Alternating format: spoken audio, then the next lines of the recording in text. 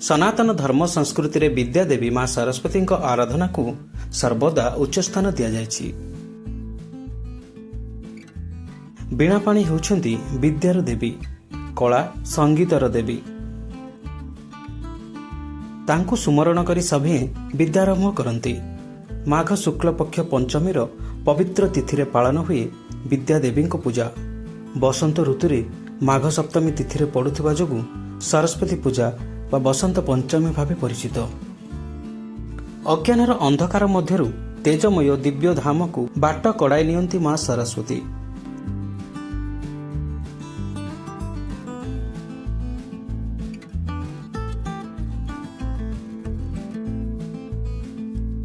स्रोतस्वती परी प्रवाहमान ज्ञानर अधिष्ठात्री देवी।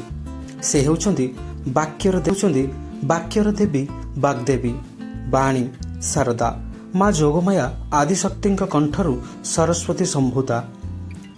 आद्यशक्तिंकर तीनोटी स्वरूप मध्यरु अन्यतम मां सरस्वती। बसंत पंचमी और सरस्वती पूजा संबंध में विभिन्न पुराण रे उल्लेख रही। उपनिषद रे वर्णित एक कहानी अनुसार ब्रह्मा मनुष्य सहित समस्त जीव सृष्टि करथिले, किंतु से तांको सृष्टि रे संतुष्ट नथिले। एही समस्यार समाधान पई ब्रह्मा प्रभु विष्णु को स्मरण कले। भगवान विष्णु ब्रह्मा को निराशार कारण पचारिथिले। ब्रह्मा कहिथिले जे सृष्टि रे समस्त जगत निराश मन हेउछि, कोनसी सारसता नाही एथिरे।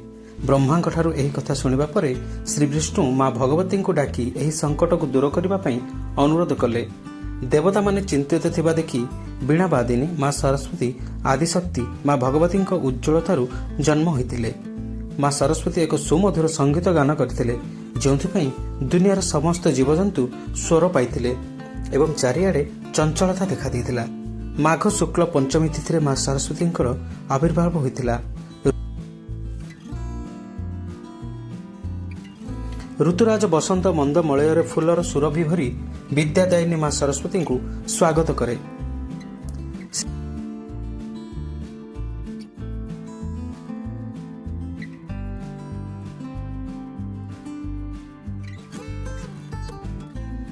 पंचमी विद्यार्थी मानक पई बेस गुरुत्व बहन करे।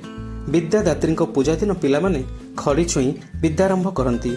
मां सरस्वती पूजा रे विश्व प्रसिद्ध पुरी रथयात्रार आद्य पर्वर शुभारंभ मध्य होइथाय। एही दिन बड़दाण्डरे रथ काठर पूजा हुए।